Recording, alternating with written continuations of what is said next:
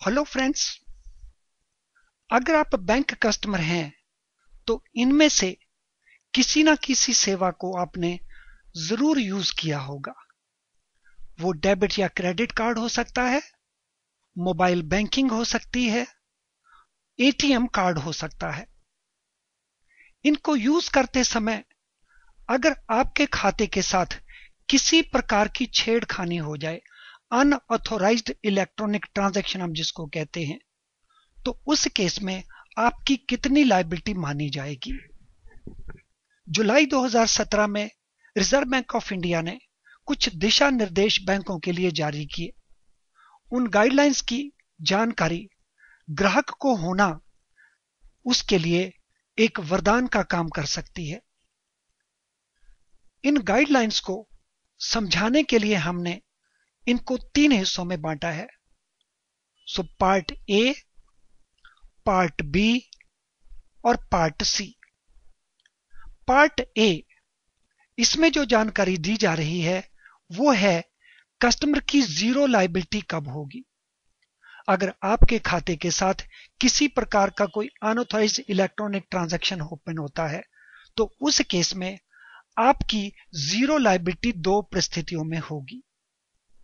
पहला, जब वह अनअधिकृत ट्रांजैक्शन, अनऑथराइज्ड लेन देन बैंक के नेग्लिजेंस के कारण हुआ। दूसरा, जब ऐसी धोखाधड़ी, ऐसी छेड़खानी थर्ड पार्टी के कारण हुई जिसकी जानकारी बैंक ने आपको दी और 3 वर्किंग डेज के अंदर आपने सही पोजीशन बैंक को दी, तो उस परिस्थिति में आपकी कोई लायबिलिटी नहीं होगी। मैं रिपीट कर रहा हूं, 2 परिस्थितियों में कस्टमर की लायबिलिटी नहीं होगी।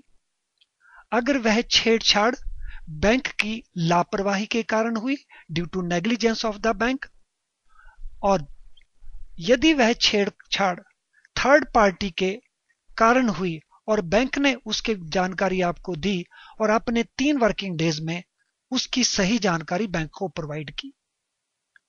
नाउ सेकंड सिचुएशन,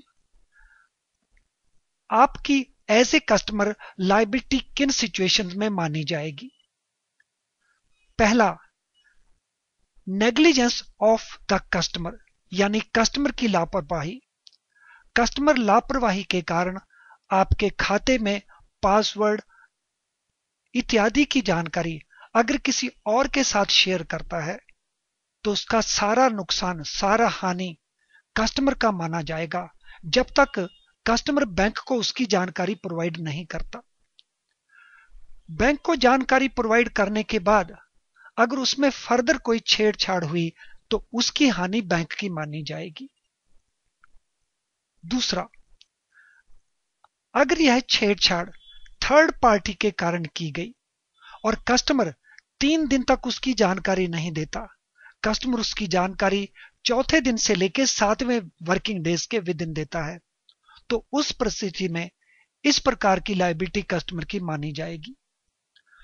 ये ज्यादा से ज्यादा लायबिलिटी होगी अगर वह सेविंग बैंक में बेसिक सेविंग बैंक डिपॉजिट खाता है, तो कस्टमर की अधिकतर लायबिलिटी 5,000 रुपए तक होगी। दूसरे सेविंग बैंक खातों में कस्टमर की लायबिलिटी अधिक से अधिक 10,000 रुपए तक होगी। प्रीपेड इंस्ट्रूमेंट और गिफ्ट कार्ड के केस में कस्टमर की ज्यादा से ज्यादा लायबिलिटी 10,000 रुपए तक होगी।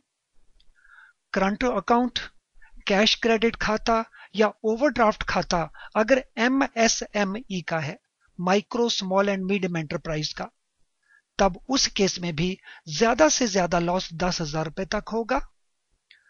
Current account, cash credit account, overdraft account अगर किसी इंडिविजुअल का है जिसमें मैक्सिमम बैलेंस या लिमिट 25 लाख रुपए तक है, तब भी मैक्सिमम लायबिलिटी 10,000 रुपए तक होगी। क्रेडिट कार्ड की सीमा अगर 5 लाख रुपए तक है, तब भी यह ज्यादा से ज्यादा हानि 10,000 रुपए तक होगी। परंतु दूसरे करंट खातों में, कैश क्रेडिट खातों में या ओवरड्राफ्ट खातों में कस्टमर की लायबिलिटी ज्यादा से ज्यादा 25,000 रुपए तक होगी। इसी प्रकार से क्रेडिट कार्ड लिमिट अगर 5 लाख रुपए से ऊपर हुई तब भी ज्यादा से ज्यादा लायबिलिटी कस्टमर की 25,000 रुपए तक होगी। लेकिन अगर कस्टमर ये जानकारी 7 दिनों तक नहीं दी, उसके बाद दी, तो उस केस में हर एक बैंक अपने रूल बनाएगा उसके बोर्ड ऑफ डायरेक्टर्स के द्वारा बनाई गई नीति के अनुसार, और फिर वो लायबिलिटी उस बैंक बोर्ड के द्वारा पारित नीति के अनुसार मानी जाएगी। ये हो गई कस्टमर की अधिक से अधिक लायबिलिटी। अब इस केस में कस्टमर के खाते में पाई गई इस प्रकार की राशि की कमी को कैसे पूरा किया जाएगा? रिवर्स करने के लिए टाइम लिमिट कितना होगा? कस्टमर के खाते में धोखाधड़ी से अगर कस्टमर का खाता डेबिट हुआ तो उसका रिवर्सल बैंक को 10 वर्किंग डेज के अंदर करना होगा, जब कस्टमर ने उसका जानकारी बैंक को दिया। कस्टमर की लायबिलिटी तय करने के लिए बैंक के पास ज्यादा से ज्यादा कितना समय होगा? बैंक के पास ज्यादा से ज्यादा 90 डेज का टाइम होगा। दिस मीन्स कस्टमर को, बैंक को ज्यादा से ज्यादा 90 डेज मिलेंगे कस्टमर की लायबिलिटी को तय करने के लिए।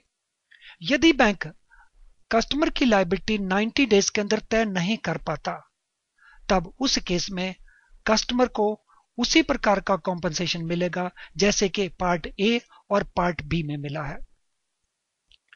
फ्रेंड्स, इस पर्पस के लिए कस्टमर की लायबिलिटी को प्रूव करना बैंक की जिम्मेदारी होगी, और कस्टमर को कॉम्पनसेशन देते समय बैंक इस बात का भी ध्यान रखेगा कि कस्टमर को किसी प्रकार के ब्याज की हानि नहीं होनी चाहिए।